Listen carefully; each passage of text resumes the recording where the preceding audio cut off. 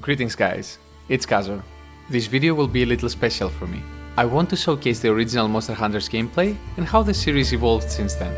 This is more of a storytelling video, along with some playthrough, so sit back, relax and enjoy.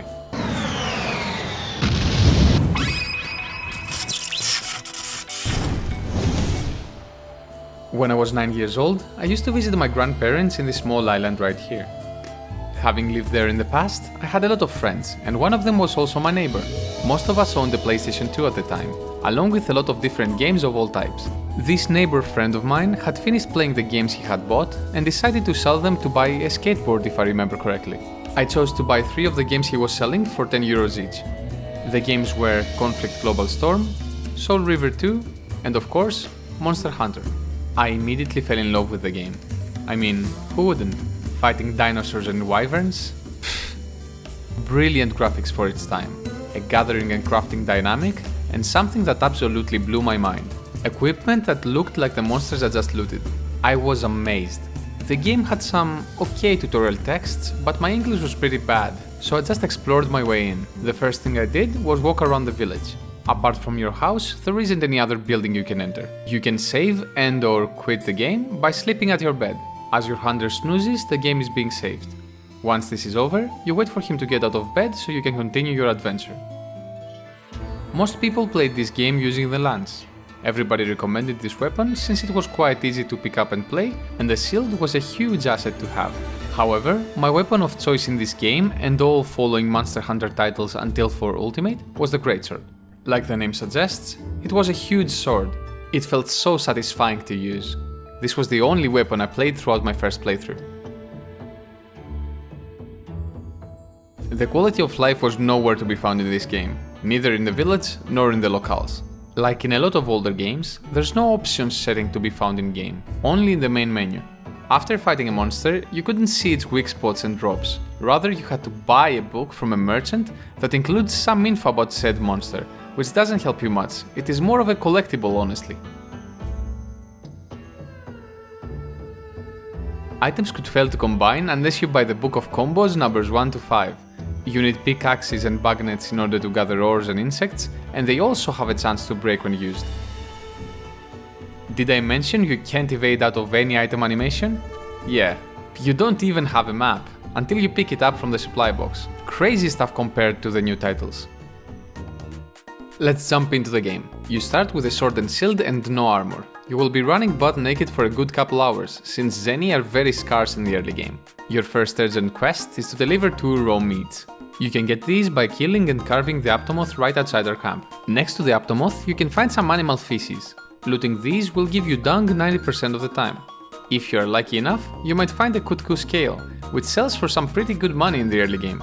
I always thought it was funny that a Kutku took a huge shit that made some skin come off his ass. When killing the Aptomoth, you need to make sure they're not too close to each other, as they will flee if they notice that one of their own is being attacked. Make sure to kill a lot of them, as they drop small monster bones needed to craft our greatsword. Deliver the meat and get back to the village. What you need to do after every quest is put the items you don't need in your item box. What is quite funny is that in order to craft your equipment, you need to have the items in your bag. Items in the item box can't be used for crafting. I don't complain, as I think it is a little more realistic. There were 2 greatswords I ever went for back then. The best greatsword for the early game was the Vile Serpent Blade, while the Sigmund was the best endgame sword, for offline that is. The coolest thing ever with the Serpent Blade was that when you unsheath the weapon, it shows those huge fangs beneath. What a masterpiece!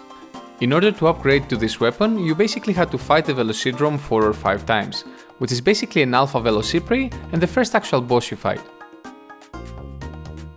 Of course, there's no lock on, so you have to manually rotate the camera. What is absolutely hilarious, however, is that your right analog stick is actually your weapon's attacks. I'm actually using the pad in order to control the camera.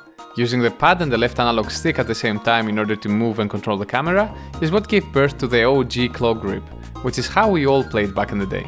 The small monsters were crazy in this game. Notice how I get no breathing room, not even after slaying their boss. They won't let me loot. I actually got a little lucky since they missed a lot of their attacks, but damn. As I progressed through the game, I reached the desert.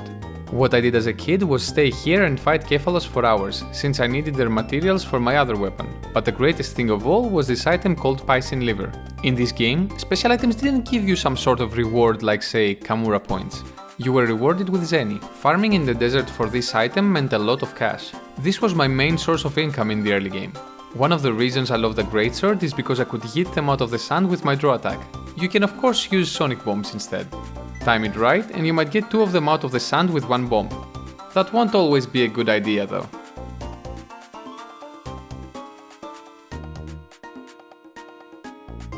Need I mention that you have to consume a cool drink while in the desert? Well, you should, or your HP will deplete. Also look at this cool idle animation. Our first real Wyvern slaying quest is Yayan Kutku. I used to fight him with Velociprey armor back then, but this time I'm naked. Kutku is a quite easy Wyvern, since he spends a lot of time growling in place. He is the fastest Wyvern when mad, so be careful. If you haven't made any armor until this point, his armor is quite good, and also you will need it for later on when you face stronger monsters. Sadly, my first Kutku as an adult was anticlimactic, since a Velociprey landed the last blow at the end.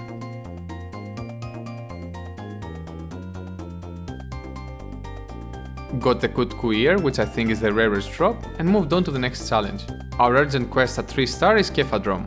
Basically a Rathalos, but this one is much bigger, deals a lot more damage and its skin is a little darker.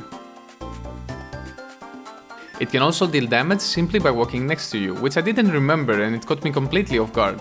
I managed to fail the quest once. It has always been a fun fight, but nothing too crazy.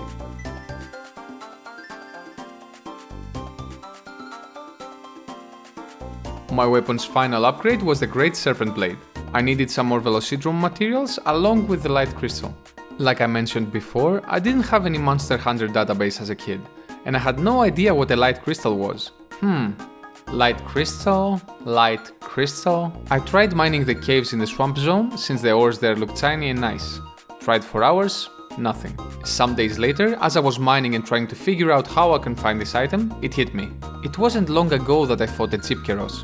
This wyvern uses its head to emit a powerful flash. Flash equals light? Maybe that's where I could find this material. I kept fighting this monster but nothing. I was convinced I had to break its head in order to get a lightstone. I had run out of ideas. This was the last place I could find this material, and truly, around 5 hunts later, I finally got my light crystal. Very exciting times for a 9-year-old. In my latest playthrough I got quite lucky and got a light crystal on my first hunt. Now I had to face the next urgent quest. Attack of the Rathalos. Rathalos was my biggest Monster Hunter wall, right next to Furious Rajang in Monster Hunter World. I was trying to kill him for over 2 weeks, but I failed every single time. The catch? I failed due to the time being up. Yes, I had been fighting Rathalos for 55 minutes before I lost the quest, on multiple occasions over the span of 2 weeks. I just couldn't kill him. I spoke with my friend and asked him how he managed to complete this quest. He told me to just go after Rathalos at all times and never let him breathe. Eventually I would beat him. I was always super prepared for Rathalos. Potions, mega potions, max potions, and an ancient potion as well. I didn't even know that abandoning the quest lets you keep all items. The problem was that every time I ran out of potions when fighting Rathalos, I would leave the area, look for herbs, blue mushrooms and honeys in order to make more potions. Then I would fight him again, rinse and repeat. Apparently I wasn't very good at reading openings and just attacked him with my brain turned off. In this game the monsters are healing though, and they heal a lot. If you leave Rathalos, he won't chase you.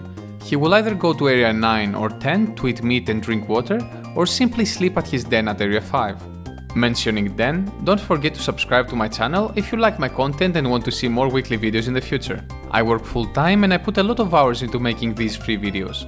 Subscriptions cost nothing for you, but it can help my channel so much. Thank you in advance. To continue from where I left off, Rathalos was healing while I was busy gathering stuff.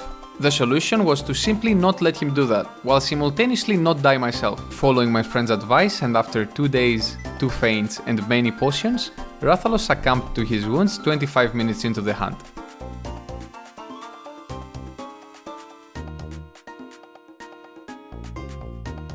One of the most memorable and happiest experiences I've had to this day. The game of course has more content, but I want to mention only the stuff that has stuck to me since then.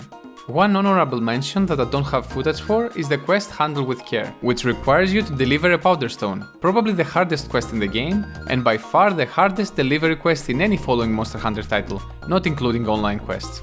If you've finished this quest, let me know in the comments below. It took me so long to form a plan to complete it.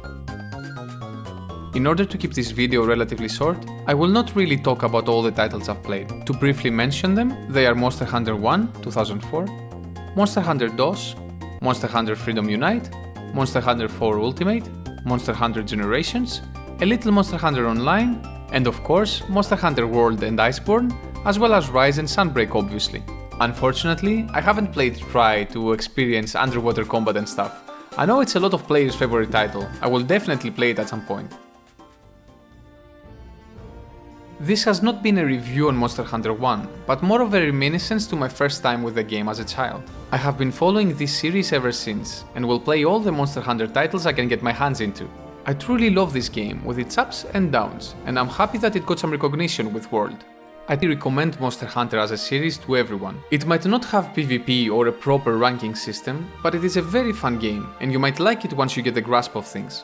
There's a lot of content creators, including myself, who aim to help people get and stay in the game, since it isn't the most noob-friendly series if you haven't been a little familiar with similar titles in the past. As a final note, I would like to thank everybody who watched this whole thing. I wanted to make this for a while, and I'm so happy I finally made my script into an actual video. I also now have over 200 subscribers, and my Switch Axe guide has 7,000 views in 2 weeks. I'm super grateful. Please make sure to like this video if you found it enjoyable, subscribe if you want to see weekly Monster Hunter guides and more, and ring the bell to be notified about my next uploads. Until then, stay safe.